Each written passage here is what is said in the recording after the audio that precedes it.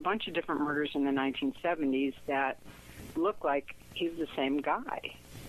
And he didn't go very far. I mean, there were murders in Walnut Creek. There were murders in, different areas. And over time, what happens is you go from one moniker to another. This guy does these kinds of activities, and we called him, let's say, the sleepy rapist or the East Area rapist or the morning, breakfast, whatever rapist. There were those kinds of rapists, but then there were also a serial killer who was murdering women in particular areas, and he would take them from Sacramento County and dump them to Sutter County, or he took them from North Highlands, which he really liked to take people from North Highlands, and dump them in Sutter County. And so what you have is this pattern of, I'm going to mix it up and move, I'm going to do stuff in different jurisdictions, and I'm going to try to confuse people. I'm going to strangle them. I'm going to bludgeon them. I'm going to shoot them. And that's what was going on. Yeah, even today, when crimes are in different jurisdictions, you could have a guy in court in two different counties in the same state, and the two DAs aren't even aware of it. That's today. So you can imagine back then, these detectives trying to investigate these cases just a short distance away, but if it's not coming across your desk. It's just fascinating. Yeah, and they take the body. Let's say a couple of examples in my book. I talk about how the body was picked up off of in a field in Sutter County, and this happened across decades, literally. He'd drive not even a mile into Sutter County and dump a body where he knew, let's say, hunters or fishermen would find the bodies.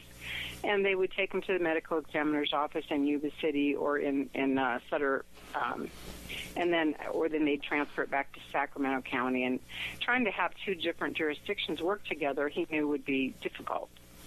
A lot of the time. Sometimes, they worked very well together. It looked like they really did try to, share information and do the right stuff.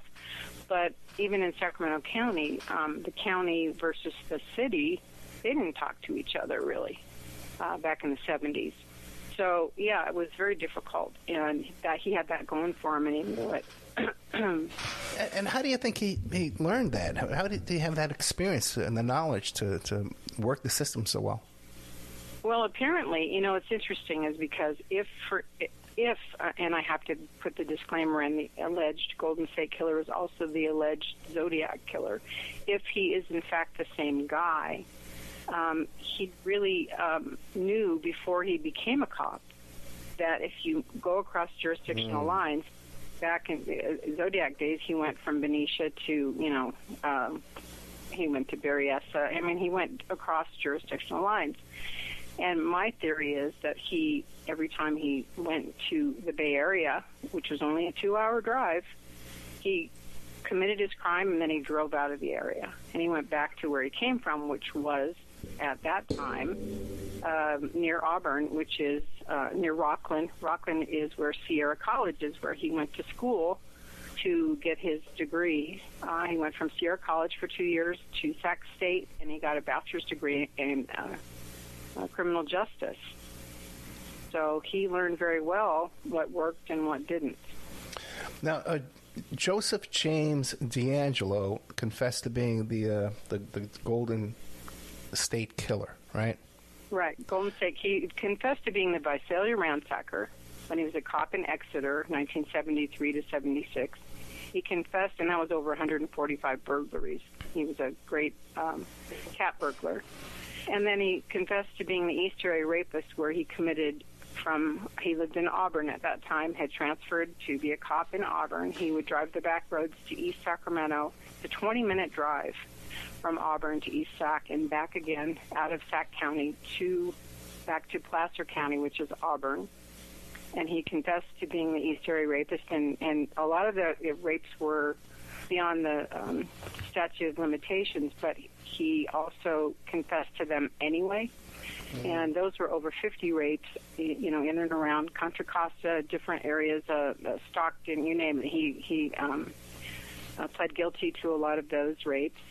And then he also pled guilty to being the original Night Stalker, which eventually became the Golden State Killer, where he killed in Southern California I think it was 10 people there. And then Claude Snelling was in Tulare County in 1975, and he pled guilty to, that's 11. I'm trying to think who else. There was a couple more. And that was in Southern California. And the Maggiores, Katie and Brian, I'm sorry, they were killed, shot in cold blood in Rancho Cordova in 1978, and he pled guilty to those two murders as well. So... Yeah, so once again, all different methods, to kind of mix things up. Now, but... yeah. Now, so he's in prison now. Have you had a chance to try and contact him and communicate with him? No. No? Wait, you don't do that? No? No.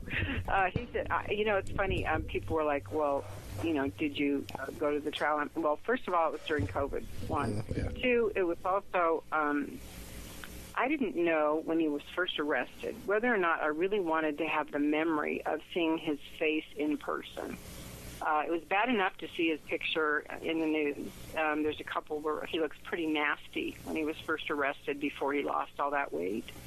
And I just didn't, feel like that was something that I needed to do. I was busy, researching, investigating, writing, trying to figure out what he had done. And so that's when I wrote The Creep Among Us, which was in 2018. So I've been busy, working on my computer, researching what went on and writing about it. So, and watching it from my house. Now, any indication that he could have purchased your book to read about himself? I actually have to tell you, I was tempted to drop ship him a copy. I actually called the jail, and I also called where he is now, and said, what would happen if I drop shipped the book down there? And if he wanted to read, it's about a serial killer, obviously. It's about him, really. Yeah. And so, would they let him read it? Would they? They said, well, if he didn't want to read it, they would keep it in his property. And I thought, well, I never did do it, but I thought about it because I have one thing I would want to say to him. Did I get it right? Yeah, right. That would be a great introduction. Maybe he would confess to being. You still think he's Zodiac, right? Yeah, I do. I do, and I really do think that I've tracked him really well. In the things that I talk about, there's so many murders that it's like, okay, you can really tell, like you can really have a gut feel when you've been tracking someone for 7 or 8 years or so, whether or not a murder is him. He really did have a signature, even though he tried to change his MO, and he was successful at it, and he tried to confuse law enforcement and cross jurisdictional lines. He still had a signature, which was the types of attacks that he did do. I'm trying to think of examples to tell you, like sliding glass doors. He was very effective at getting in. And, there were murders where it was just one single woman alone. There were couples. He hated couples, and he killed them in various ways. But he also, there were so many lone women that he killed. There were even... he didn't discriminate even when he was raping, whether they were 12 or whether they were 35. So there were murder victims that were 11 and 15, and so there were different women and girls who went missing, and then their bodies would turn up, in a field somewhere, or a lot of times in a canal, in a culvert. So he really was. And the things that he would take also when he was, or not take even, tell you that it was him, Yeah, 145 successful burglaries. You could just imagine, what a track record. Now, what about, you said he hated couples. What about his own personal life? Did he have relationships, family, a wife, kids? Right, and most people who know anything about Joseph D'Angelo know that he was married. He got married in November 10th, 1973, and he was married to Sharon Huddle for a long time. They didn't have children until the 80s, 10 years later, because she was in law school and became a lawyer. So he was, and then he was, a cop in Exeter, etc. So they had kids in the 80s, 81, 86, and 89. So they were together quite some time. She didn't leave him until 91. So that's almost 20 years. Now, so she was with him during this period of time. He was doing these 145 burglaries. Yes. That's if it's a successful that number of successful burglaries, he had to be doing like staking out these apartments and these homes, and a lot of If you think about it, here's the thing. Yeah. The thing that's the same is in Exeter when he was a police officer. He was in Exeter and he would drive to Visalia, which was, I think, if I'm remembering correctly, about 16 minutes away. It wasn't too far. So he would do the burglaries in Visalia and go home to Exeter.